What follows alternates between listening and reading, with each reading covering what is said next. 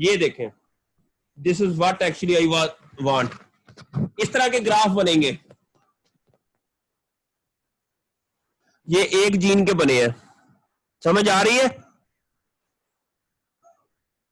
अच्छा, अब ये क्या बता रहा है कि ये जो है ना कंट्रोल के अंदर जीन एक्सप्रेशन कितना है, फिर ये डिफरेंट फर्ज के यहाँ पर लीफ हो सकता है, यहाँ पर शूट हो सकता है, यहाँ पर रूट हो सकता है, और ये आपका जीन आईडी है।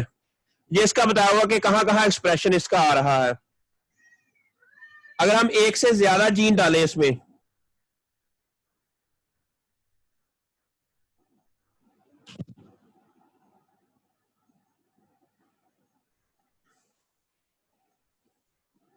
फर्ज किया ये वाला भी ऐड कर दें, ये NPR2 हो गया फर्ज किया, और फिर ये NPR3 हो गया फर्ज किया,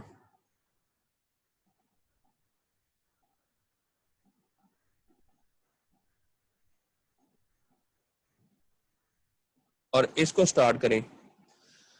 हो, इसमें क्या करना है, इट भी मुझे ना वही लगता है कि ये ना कोई यहां पर कोई वर्ड और लिखना है, या इसको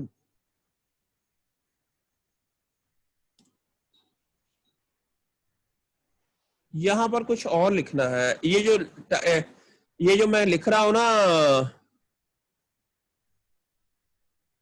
यहाँ क्या आना है, there is something I am missing, maybe this one,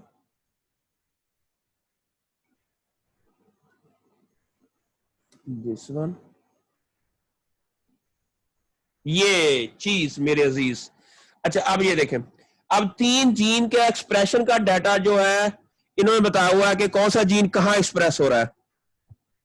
ये जीन जो है कहां कहां एक्सप्रेस हो रहे हैं, ये दोनों जीन्स नहीं एक्सप्रेस हो रहे, जहां जीरो एक्सप्रेशन है।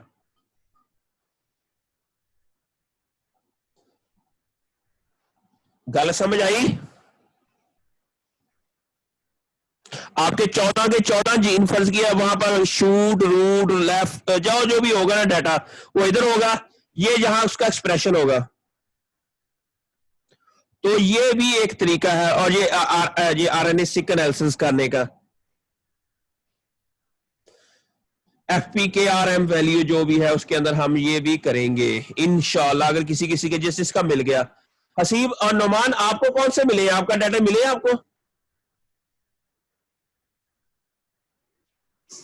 सर मेरा सिट्रस मैक्सिमा था, उसका एक दो के बस मिला था। वो अच्छा, भी वो तो होमोलॉग्स के थ्रू ही हो सकता है, सिट्रस का होमोलॉग के एनालिसिस थ्रू हो करना। जाए, कोई होमोलॉग के थ्रू भी हो जाए, अगर उसकी कोई आपकी सीको से मान लीजिए उसके साथ 100% मिलती है ना, तो वो कोई इशू नहीं। आपने उसको आपने लिख देना अपने पेपर के अंदर, हमने ये डाटा इसके अंदर अवेलेबल नहीं था, हमने ये लिया और ऐसे ऐसे करके इसको एनालाइज किया, तो हमारा जीन यहां जहां एक्सप्रेस हो रहा है, और इस तरह की ग्राफिकल रिप्रेजेंटेशन हमने दे देनी है। हमने कोई दो नंबरी नहीं करनी, जो जैसा है वैसा ही हमने ऐड कर देना। मेरी बात की समझ आ रही है? उसके सर बस एक या दो। आप अपना मुझे यस सर। बताएं, एक मिनट, आपका आपका जियो में जाएं, हम अगर हम जियो में जाएं, किधर है जियो? जियो ये वाला। अच्छा, NCBI, एक मिनट, NCBI जियो लिखे तो ये हमें वेबसाइट पे ले जाता है। ठीक हो गया?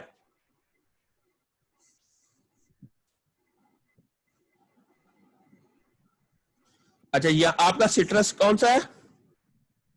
Maxima. MEX AXIMA। MA MAXIMA।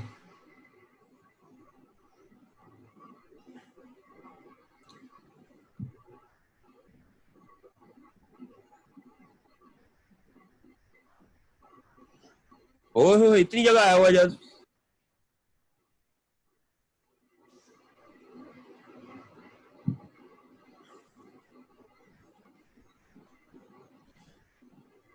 ये देखिए सिट्रस मैक्सिमा, ये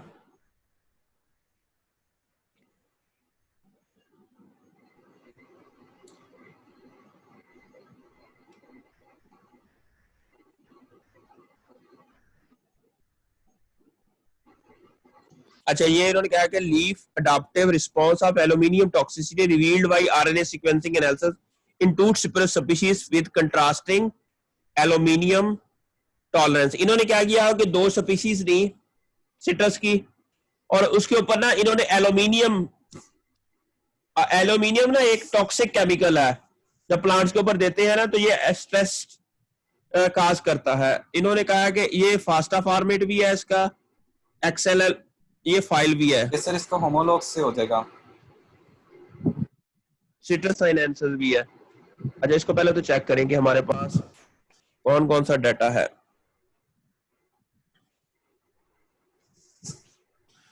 उसके बाद अभी हमने माइक्रो आरएनए का डाटा भी लेना है, वो मैं आपको कल बताऊंगा कि माइक्रो आरएनए का डाटा क्या क्या करना लेके। अच्छा, अब ये देखें इसके अंदर क्या क्या है। ये सारी एफपीकेएम वैल्यू, शहजादे चीते तेरा तो आ गया काम सारा। ये सर बस इसका होमोलॉग्स का इशू था, वो भी आपने आज बता दिया, वो कर लूंगा मैं। ये करें, अब आप ये करें, मुझे जो इशू हो फिर कल मुझे बता देना। नुमान आपका कौन सा है? Okay sir. Sir Citrus clementina. उसका भी ये नहीं आ रहा कुछ।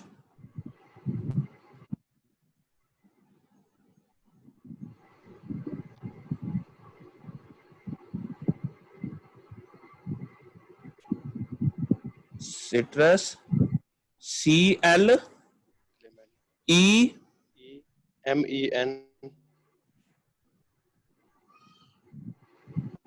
T आगे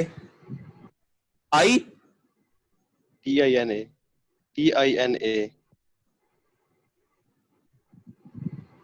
ठीक है।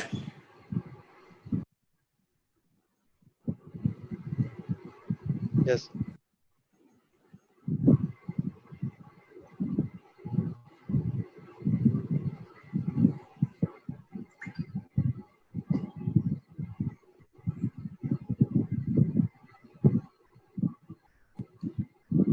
आजा यार, तेरी मेहरबानी।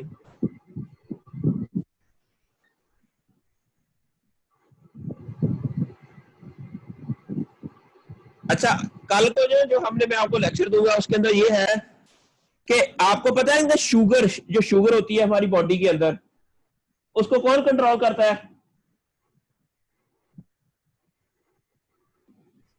बच्चों? इंसुलिन और ग्लूकागॉन। इंसुलिन हमने लीवर। पढ़ा, हाँ हमने यही पढ़ा हुआ कि इंसुलिन जो है ना, जो इंसुलिन है, जब प्लांट के अंदर शुगर का लेवल ज्यादा होता है तो इंसुलिन का लेवल भी ज्यादा हो जाता है और वो जाके शुगर को कंट्रोल कर लेती है।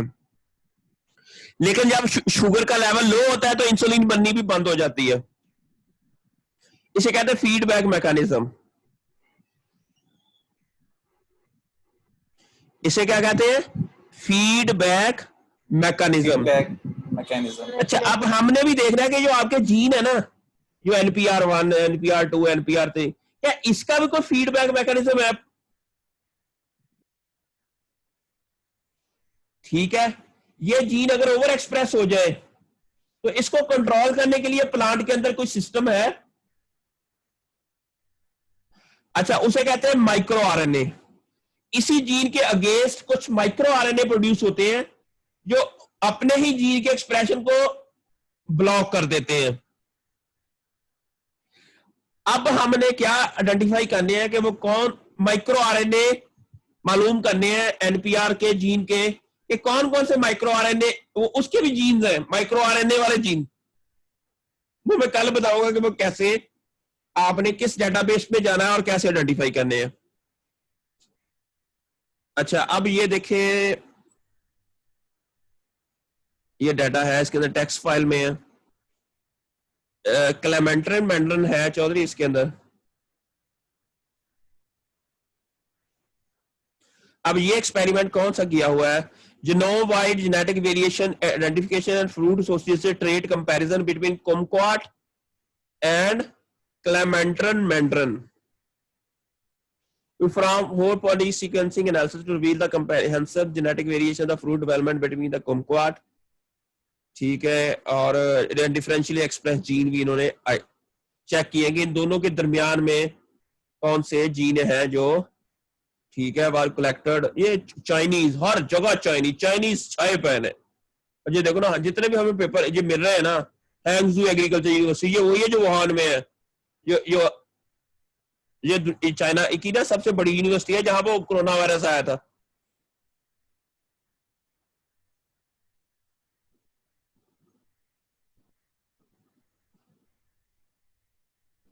ये जी, ये आई हुई है फाइल, पता नहीं कौन सी है, एनोटेशन टेक्स्ट फाइल है।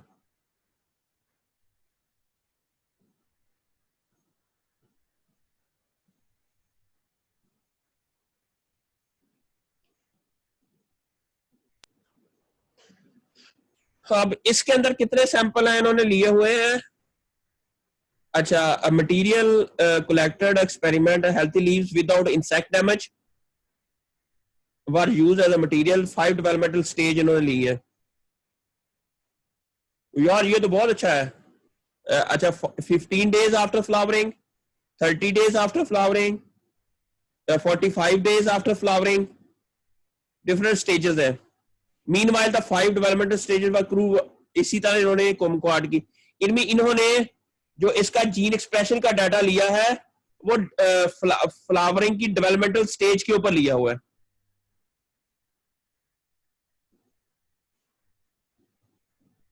अब ये ऐसे आपको अंदाजा होगा कि आपका जीन शुरू में एक्सप्रेस होता है फ्रूट की, 15 दिन के बाद एक्सप्रेस होता है, 30 डेज के बाद, 45 डेज के बाद। कब ये आपका जीन एनपीआर का जीन नॉर्मली एक्सप्रेस होता है?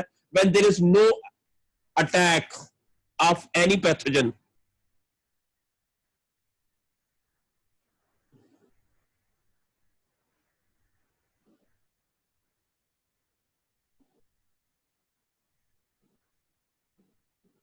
अब ये देख लें कि इन्होंने डाटा कौन सा दिया हुआ है। यही वो देखो ना, एफपीकेएम दिया हुआ है सारा। और तेरी गल बन गई है चौधरी। Yes, sir. अच्छा, नाल मॉलिक्यूलर, ओहो, एक और चीज भी हमने मालूम आपको एक सिखानी है, ये है जीन का फंक्शन, जुगो एंटोलॉजी, वो बाद में बताऊंगा। वो भी आप लोगों को सिखानी है कि जो जीन है ना आपका, इसका एक तो हमने सब सेलुलर लोकलाइजेशन सिग्नल भी मालूम किए हैं, इसका बायोलॉजिकल प्रोसेस भी मालूम करना है, इसका मॉलिक्यूलर फंक्शन भी मालूम करना है, ये सेलुलर कंपोनेंट भी मालूम करना है। ये मैं बाद में बताऊंगा, अभी आपको कंफ्यूज नहीं करना चाह रहा। अब ये देखें, इसकी ना हमें क्या चीजें चाहिए, इसमें से कंट्रोल ए कॉपी किया, एफपीकेएम वैल्यू मिल गई है हमें, इसको हम एक्सेल में लेके जाएंगे क्योंकि एक्सेल के बगैर इसको अंडरस्टैंड करना मुश्किल हो जाता है। अच्छा, अब ये देखें, ये जीन आईडी है इसका, यहां से भी लिया हुआ, ये आपको पता होगा ये कहां से लिया है इन्होंने। फिर ट्रांसक्रिप्ट आईडी दिया हुआ, ये जीन आईडी और ट्रांसक्रिप्ट आईडी तकरीबन मिलते जुलते हैं। और ये क्या किया हुआ है कि ये जो ट्रीटमेंट नंबर 1 है, मुझे लगता है ट्रीटमेंट नंबर 2, ट्रीटमेंट नंबर 3, ये वो डिफरेंट ट्रीटमेंट है। पर डेज आफ्टर, ये है सिट्रस सीसी क्लेमेंट्रन, आपका कौन सा है? सिट्रस, Clementine नहीं sir. बस ये वही डाटा है, ये देखो ना, यहाँ तक डाटा है। उसके बाद अगला जो है ना, आपने ये चीजें रिमूव कर देनी है इसकी, यहाँ से लेकर ये जो सेलुलर फंक्शंस हैं, ये भी हमें काम के हैं, लेकिन बाद में बताऊंगा कि ये कौन से काम के हैं, लेकिन अभी इसमें हमारी जरूरत नहीं है इसकी। अब ये देखो, इसमें से आपका कौन सा जो क्लेमेंट्रन वाला ना, वो डाटा ले ले, दूसरा रहने दे। ये जो आपकी 2 है ना, JG9, ये पता नहीं, अब ये हमारे पास आ गया, ठीक है, ट्रांसक्रिप्ट आईडी। अब इन दोनों में से एक चीज लेंगे हम, या जीन आईडी लेंगे या ट्रांसक्रिप्ट आईडी लेंगे। ठीक हो गया। अब इसको हम क्या करेंगे, जो भी है, इसको फाइल सेव एज, या हम डेस्कटॉप में जाके एनजीएस में जाके इसको हम लिखे न्यू क्लेमेंट्रन, जो भी है, ये ऐड कर दिया हमने उधर। बस क्या, हमारे ये 5 वो है जीन, इसको हमने क्या किया कि इसको इसको इसको इसको हमने उसके अंदर ले गए, इसको मैंने डिलीट किया। अब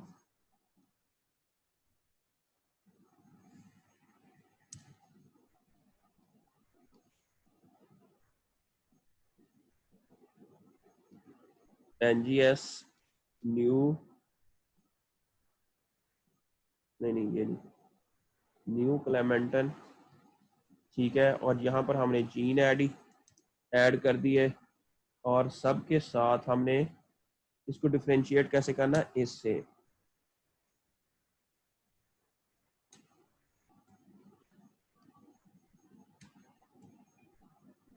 एक ही लाइन में, अगर एक ही लाइन में नहीं करेंगे तो वो इकट्ठे जीन शो नहीं करेगा।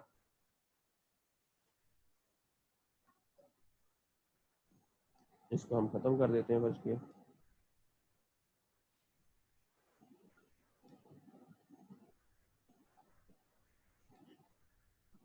अब क्या हो गया, अकेले का करके देंगे।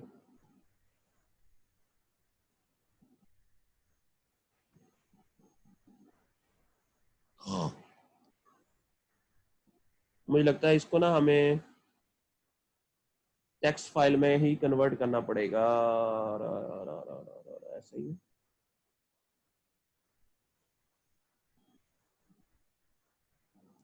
Control A copy,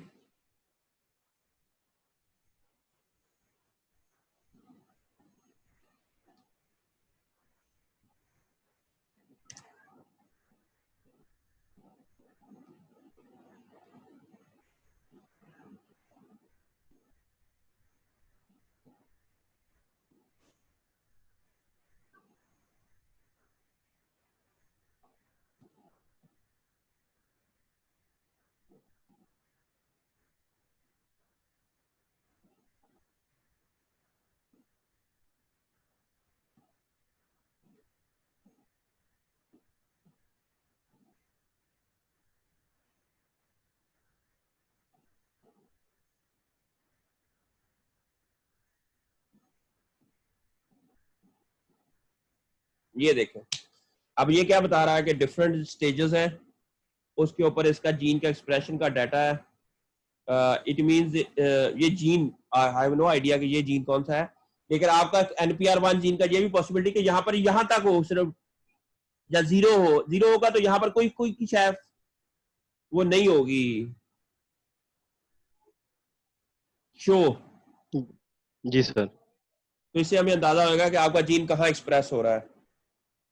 ji hope sir. You guys understand the expression pattern. इसको हीट मैप भी बना सकते हैं, इसको इस तरह भी एक्सप्रेस कर सकते हो। It all depend on you what you want to explain. कल को इंशाल्लाह माइक्रो आरएनए के बारे सर में। एक क्वेश्चन। जी जी, क्वेश्चन पूछ लें। सर विकिपीडिया से साइटेशन ऐड कर सकते हैं हम पेपर में?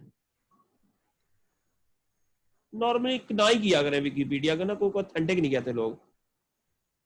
नहीं सर, उन्होंने साथ में काफी सारे रेफरेंस भी दिए होते हैं उन्होंने, हाँ, रिसर्च अगर वो पेपर्स में, रेफरेंस दिए हुए जर्नल्स। हैं तो वो रेफरेंस ऐड कर दें यहाँ। ठीक है सर। तो hope you guys understand the next generation sequencing technology, RNA sequence, gene expression studies। तो इसको इनकॉर्पोरेट करने की कोशिश करें अपने डाटा के अंदर।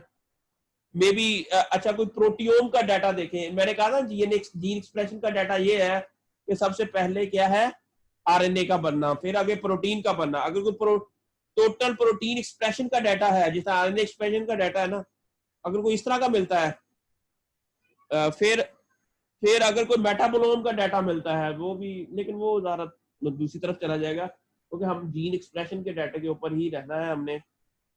तो let me see what happen, ठीक है। लेकिन फिलहाल RNA expression is good, we are working on it. Hopefully you understand what I am going to talk. और कोई क्वेश्चन है तो पूछ ले ताकि फिर हम बस करें। सर मैंने वही बात करनी थी सर, वो अगर नहीं मिलता उसका जो भी वैल्यूज है मेरे वाले सर स्पीशी की, तो सर उसको फिर रहने दूं? उसको आप रहने दें, आप अपना ना पेपर राइटर मुकम्मल करें। जी सर। ठीक है, कोई नहीं, उसके बगैर हम वो पब्लिश कर देंगे। आप अपना पेपर राइटअप लिख के मुझे जल्दी से भेजें। नुमान और हसीब ने मुझे काफी हद तक भेज दिया है, आपका नहीं आया। शहर बनो रिजवी। सर मेरा डिस्कनेक्ट हो गया था। मैं क्या आपका अभी तक पेपर राइटअप नहीं आया? सर मैं भेज देती हूँ फिर आपको। चले आप भेजें आप, ताकि हम जल्दी से ना इनको पब्लिकेशन की तरफ लेके जाएं। तो यूं ही आप हमारे एनालिसिस कंप्लीट हो, फिर आप एक नए प्रोजेक्ट पे काम शुरू करें। लेकिन जी ये सर। पेपर हम पब्लिश कर के लिए लगा दें, क्योंकि 2-3 महीने लग जाते हैं पब्लिकेशन में। साथ में आप सर मैंने एक पेपर देखा था, 1 साल बाद पब्लिश हुआ था वो। हाँ ऐसा ही है, ऐसा ही है, ऐसा ही है। तो लेकिन ये है कि ज़ाहिर अभी तो आपके पास बड़ा टाइम है, 4 साल पड़े हैं, तो आपके जब तक इंशाल्लाह मेरी उम्मीद है कि मैं, जब मिनिमम टारगेट है ना आप लोगों का, वो 10 पेपर है आपके बीएससी के दौरान, ये मिनिमम है, मैक्सिमम इससे भी ज्यादा हो सकते हैं। कि एक जीसी यूनिवर्सिटी का एक मेरे बंदा है, प्रोफेसर है, उसने सिर्फ आप बायोइन्फॉर्मेटिक्स जो हमने कर रहे हैं, तो मोर देन 100 पब्लिकेशन उसका इम्पैक्ट फैक्टर है। जस्ट उसने सिंपल बीएससी करके एमफिल किया हुआ है। तो वो this is how you can increase your knowledge, your paper work and your citation. That's great. Okay जी, अल्लाह हाफिज में।